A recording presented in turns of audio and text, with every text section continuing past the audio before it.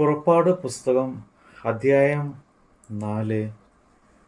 അതിന് മോശ, അവർ എന്നെ വിശ്വസിക്കാതെയും എൻ്റെ വാക്ക് കേൾക്കാതെയും യഹോവ നിനക്ക് പ്രത്യക്ഷനായിട്ടില്ല എന്ന് പറയും എന്ന് ഉത്തരം പറഞ്ഞു. യഹോവ അവനോട്, നിന്റെ കയ്യിൽ ഇരിക്കുന്നത് എന്ത് എന്ന് ചോദിച്ചു. ഒരു വടി എന്ന് അവൻ പറഞ്ഞു. അത് നിലത്തിടുക എന്ന് കൽപ്പിച്ചു. അവൻ നിലത്തിട്ടു. അത് ഒരു സർപ്പമായി തീർന്നു. മോശ അതിനെ കണ്ട് ഓടിപ്പോയി. യഹോവ മോശയോട്, നിന്റെ കൈ നീട്ടി അതിൻ്റെ വാലിന് പിടിക്കുക എന്ന് കൽപ്പിച്ചു. അവൻ കൈ നീട്ടി അതിനെ പിടിച്ചു. അത് അവൻ്റെ കയ്യിൽ വടിയായി തീർന്നു. ഇത് അബ്രഹാമിൻ്റെ ദൈവവും ഇസ്ഹാക്കിൻ്റെ ദൈവവും യാക്കോബിൻ്റെ ദൈവവുമായി അവരുടെ പിതാക്കന്മാരുടെ ദൈവമായി യഹോവ നിനക്ക് പ്രത്യക്ഷനായി എന്ന് അവർ വിശ്വസിക്കേണ്ടതിന് ആകുന്നു. യഹോവ പിന്നെയും അവനോട്, നിന്റെ കൈ മാർവിടത്തിൽ ഇടുക എന്ന് കൽപ്പിച്ചു. അവൻ കൈ മാർവിടത്തിൽ ഇട്ടു. പുറത്ത് എടുത്തപ്പോൾ കൈ ഹിമം പോലെ വെളുത്ത് കുഷ്ഠം ഉള്ളതായി കണ്ടു. നിന്റെ കൈ വീണ്ടും മാർവിടത്തിൽ ഇടുക എന്ന് കൽപ്പിച്ചു. അവൻ കൈ വീണ്ടും മാർവിടത്തിൽ ഇട്ടു. മാർവിടത്തിൽ നിന്ന് പുറത്തെടുത്തപ്പോൾ അത് വീണ്ടും അവൻ്റെ മറ്റേ മാംസം പോലെ ആയി കണ്ടു. എന്നാൽ അവർ വിശ്വസിക്കാതെയും ആദ്യത്തെ അടയാളം അനുസരിക്കാതെയും ഇരുന്നാൽ അവർ പിന്നത്തെ അടയാളം വിശ്വസിക്കും.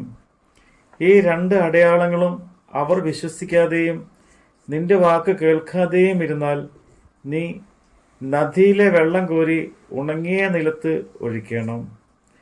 നദിയിൽ നിന്ന് കോരിയ വെള്ളം ഉണങ്ങിയ നിലത്ത് രക്തമായി തീരും. മോശ യഹോവയോട്, കർത്താവേ, മുമ്പേ തന്നെയും നീ അടിയനോട് സംസാരിച്ച ശേഷവും ഞാൻ വാക്ക് സാമർഥ്യമുള്ളവനല്ല, ഞാൻ വിക്കനും തടിച്ച നാവുള്ളവനുമാകുന്നു എന്ന് പറഞ്ഞു. അതിന് യഹോവ അവനോട്, മനുഷ്യന് വായി കൊടുത്തത് ആര്? അല്ല, ഊമനെയും ചെകിടനെയും കാഴ്ചയുള്ളവനെയും കുരുടനെയും ഉണ്ടാക്കിയത് ആര്? യഹോവയായ ഞാൻ അല്ലയോ?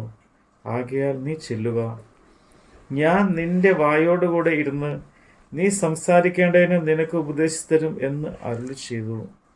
എന്നാൽ അവൻ, കർത്താവേ, നിനക്ക് ബോധിച്ച മറ്റേ ആരെങ്കിലും അയക്കണമേ എന്ന് പറഞ്ഞു. അപ്പോൾ യഹോവയുടെ കോപം മോശയുടെ നേരെ ജ്വലിച്ചു.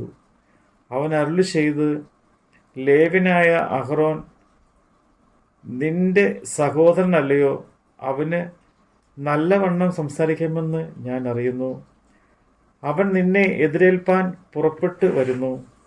നിന്നെ കാണുമ്പോൾ അവൻ ഹൃദയത്തിൽ ആനന്ദിക്കും. നീ അവനോട് സംസാരിച്ച് അവന് വാക്ക് പറഞ്ഞു കൊടുക്കണം. ഞാൻ നിന്റെ വായോടും അവൻ്റെ വായോടും കൂടെ ഇരിക്കും. നിങ്ങൾ ചെയ്യുന്നത് ഉപദേശിച്ചു തരും. നിനക്ക് പകരം അവൻ ജനത്തോട് സംസാരിക്കും. അവൻ നിനക്ക് വായായിരിക്കും, നീ അവന് ദൈവവും ആയിരിക്കും. അടയാളങ്ങൾ പ്രവർത്തിക്കേണ്ടതിന് ഈ വടിയും നിന്റെ കയ്യിൽ എടുത്തുകൊള്ളുക. പിന്നെ മോശ തൻ്റെ അമ്മായപ്പനായ യിത്രോവിൻ്റെ അടുക്കൽ ചെന്ന് അവനോട്, ഞാൻ പുറപ്പെട്ട് മിസ്രൈമിലേക്ക് എൻ്റെ സഹോദരന്മാരുടെ അടുക്കൽ ചെന്ന് അവർ ജീവനോട് ഇരിക്കുന്നുവോ എന്ന് നോക്കട്ടെ എന്ന് പറഞ്ഞു. യിത്രോ മോശയോട്, സമാധാനത്തോടെ പോകുക എന്ന് പറഞ്ഞു. യഹോവ മിദ്യാനിൽ വെച്ച് മോശയോട്, മിസ്രൈമിലേക്ക് മടങ്ങിപ്പോകാം, നിനക്ക് ജീവഹാനി വരുത്തുവാൻ നോക്കിയവർ എല്ലാവരും മരിച്ചുപോയി എന്ന് അരുളി ചെയ്തു. അങ്ങനെ മോശ തൻ്റെ ഭാര്യയെയും പുത്രന്മാരെയും കൂട്ടി കഴുതപ്പുറത്ത് കയറ്റി മിസ്രൈമ്യൻ ദേശത്തേക്ക് മടങ്ങി. ദൈവത്തിൻ്റെ വടിയും മോശ കയ്യിലെടുത്തു.